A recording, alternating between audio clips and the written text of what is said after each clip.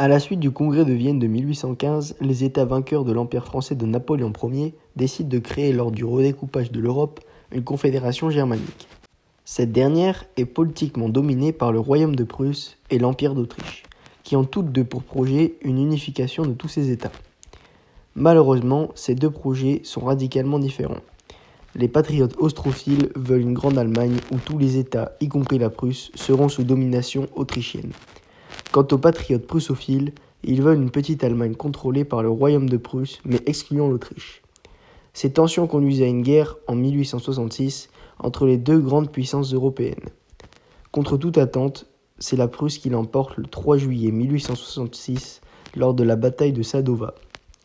La Prusse entame alors son projet d'unification, récupère les États germaniques du Nord et s'allie en signant des traités secrets avec certains du Sud. À la suite de cette surprenante victoire, l'empereur français Napoléon III commence à se sentir en danger, car la Prusse a écrasé l'Autriche, face à laquelle la France avait eu du mal à la battre en 1859, en aidant le Piémont-Sardaigne à récupérer la Lombardie. La France étant restée neutre à l'idée d'aider la Prusse à vaincre l'Autriche lors d'une entrevue à Biarritz en octobre 1865, se retrouve dans une crise diplomatique avec la Prusse sur la revendication du duché du Luxembourg en 1867, qui sera finalement accordée à la Prusse. Désormais, la France devient l'unique adversaire des États allemands. Il ne leur manque plus qu'un motif, qu'ils trouveront rapidement, pour déclarer la guerre à la France.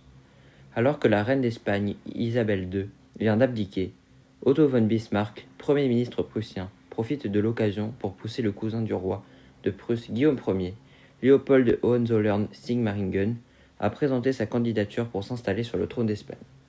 Quand Paris apprend cela le 2 juillet 1870, les Français sont en colère car il n'est pas question pour eux d'être entourés par des territoires sous domination prussienne. Les Français se demandent alors s'il faut faire la guerre à la Prusse. Mais Napoléon III estime que l'armée française n'est pas suffisamment préparée pour une éventuelle guerre.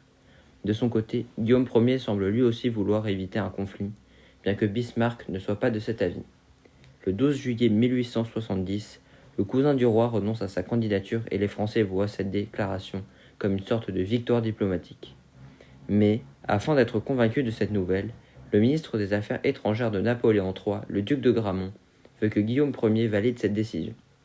L'ambassadeur français de Prusse, Benedetti, assiste alors à un entretien cordial avec Guillaume Ier, qui confirme ses dires. Mais le duc de Gramont en veut plus, et demande au roi de ne plus soutenir la candidature d'un Allemand au trône d'Espagne. Le souverain prussien voit cela comme un ultimatum pour la France. Bismarck saute alors sur l'occasion pour faire diffuser dans les journaux la prétendue humiliation à l'encontre de l'ambassadeur français qui n'avait pas été reçu par le roi pour un second entretien. Lorsque la nouvelle parvient aux Français, ces derniers se mettent en colère et appellent à la guerre. Le 19 juillet 1870, Napoléon III déclare la guerre à la Prusse.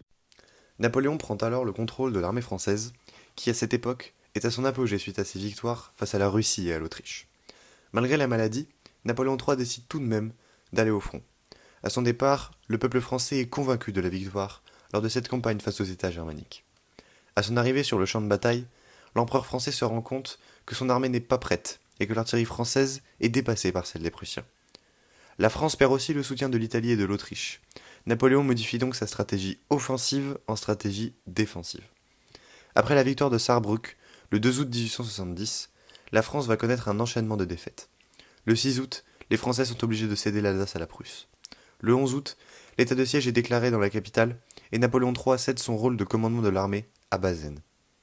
Malgré cela, les défaites continuent de s'enchaîner, à l'image du siège de Metz, qui durera du 14 au 18 août. Lorsque Napoléon III se dirige vers Metz pour libérer la ville de son siège, il se retrouve encerclé par l'armée prussienne près du fort de Sedan. Ainsi, l'armée française se retrouve désemparée, et Napoléon III assiste, impuissant, à la défaite de ses hommes. Il décide donc de capituler, le 2 septembre, à la suite de cette humiliation.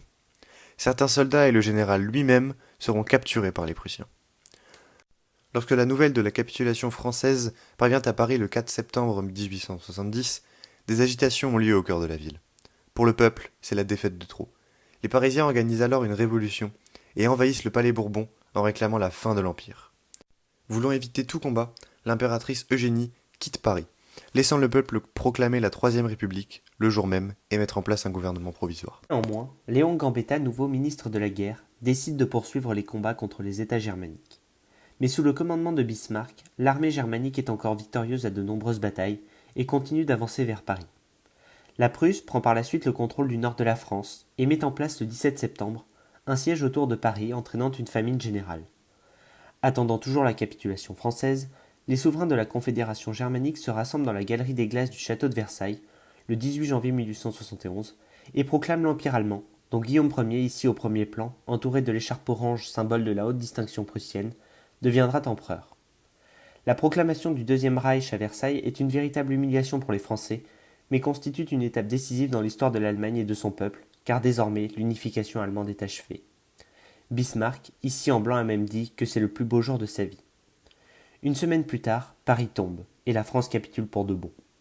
Le 28 janvier 1871 est signé l'armistice, mais il faudra attendre le traité de paix de Francfort le 10 mai 1871 pour que la guerre entre la France et les États germaniques emmenée par la Prusse soit définitivement terminée.